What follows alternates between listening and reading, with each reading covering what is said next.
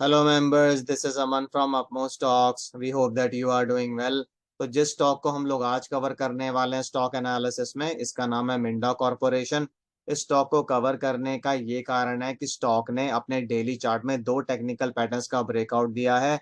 पहला technical pattern है cup with handle pattern और दूसरा टेक्निकल पैटर्न है inverted head and shoulders pattern. यहाँ पर हमने कुछ कर्व्स ड्रॉ की हुई हैं। अगर आप इन कर्व्स को स्टडी करेंगे तो आपको दोनों पैटर्न्स नजर आ जाएंगे। जैसे कि अगर आप इस बड़े से कर्व को और इस छोटे से कर्व को यूज करेंगे तो आपको एक कप विद हैंडल जैसा पैटर्न नजर आएगा। अगर आप इन तीनों कर्व्स को कंसीडर करेंगे तो ये inverted head and shoulders pattern बन जाता है।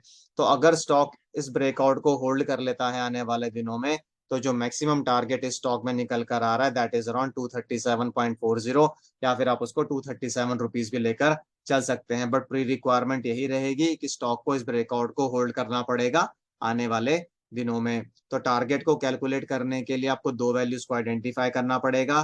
पहली वैल्यू होगी ब्रेकआउट प्राइस और दूसरी वैल्यू होगी lowest value of the cup या फिर हेड। जब आप इन दोनों वैल्यूज को आइडेंटिफाई कर लेंगे, आपको ये दोनों वैल्यूज इस फॉर्मूला में डाल देनी है। आपको मैक्सिमम टारगेट मिल जाएगा 237.40 का या फिर 237 रुपीज का। इस केस में जो ब्रेकआउट प्राइस है दैट इज अराउंड 212.70 और जो lowest value of the cup और हेड है दैट इज अराउंड 188 रुपीज। आपको सिर्फ इन दोनों वैल्यूज को इस फॉर्मूला में डाल देना है जो यहाँ पर हम लोगों ने मेंशन किया हुआ है। आपको टारगेट मिल जाएगा 237.40 का। तो ये तो हो गया कि मैक्सिमम टारगेट कैसे कैलकुलेट करना है और किन टेक्निकल पैटर्न्स का स्टॉक ने ब्रेकआउट दिया है। अगर स्टॉक ये ब्रेकआउट होल्ड कर लेता है आने वाले दिनों में, तो इंटरमीडिएट टारगेट्स या फिर रेजिस्टेंस लेवल्स कौन कौन से होंगे उनको भी समझ लेते हैं।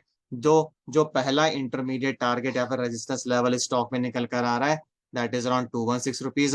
अगर स्टॉक 216 के लेवल को तोड़ देता है, उसको सस्टेन करना शुरू कर देता है, next target would be around 222। अगर स्टॉक 222 के लेवल को भी तोड़ देता है, उसको भी होल्ड करना शुरू कर देता है, next target would be around 226। अगर स्टॉक 226 के लेवल को भी तोड़ देता है, उसको भी सस्टेन करना शुरू कर देता है, next target would be around 229। अगर स्टॉक 229 के लेवल को भी तोड़ देता है, उसको भी सस्टेन करना शुरू कर देता है, next target would be around 232 rupees. और स्टॉक जब एक बार 232 के लेवल को तोड़कर उसको होल्ड करना शुरू कर देगा, फिर जो मैक्सिमम टारगेट हमने आपको बताया 237 रुपीज का स्टॉक में, वो एक्टिवेट हो जाएगा। ये जो पांच इंटरमीडिएट टारगेट्स हैं, ये हर टारगेट रेजिस्टेंस लेवल की तरह भी काम करेगा। किसी भी लेवल को टच करके स्टॉक वापस नीचे आ सकता है, बट ये ब्रेकआउट स्टॉक के लिए जरूरी है कि वो होल्ड करे। अगर स्टॉक वापस 212.70 की प्राइस के नीचे क्लोज करना शुरू कर देगा, फिर जो ये ब्रेकआउट आया है कहीं ना कहीं फेल हो जाएगा। ब्रेकआउट को वैलिड रखने के लिए स्टॉक को लगातार 212.70 के ऊपर क्लोज करना पड़ेगा जब तक ये 237.40 के टारगेट को अचीव नहीं कर लेता। आपको सीधा सा एक लेवल लेकर चलना है कि अगर स्टॉक 212.70 के नीचे क्लोज करना शुरू कर दे, फिर जो टारगेट हमने आपको बताया ये अभी के लिए इनवैलिड हो जाएगा। इसलिए ब्रेकआउट कंफर्मेशन के बाद भी ये जरूरी है कि स्टॉक लगातार 212.70 की प्राइस के ऊपर क्लोज करता रहे। किसी भी हालत में इस प्राइस के नीचे आकर क्लोज ना करे। नीचे आ सकता है बट क्लोजिंग 212.70 के नीचे नहीं होनी चाहिए। तो अगर आपको स्टॉक से रिलेटेड कुछ भी कंसर्न्स, क्वेरीज या सजेशंस हो तो आप कमेंट बॉक्स में डाल सकते हैं। हम उनका रिप्लाई करने की कोशिश करेंगे जल्दी से जल्दी।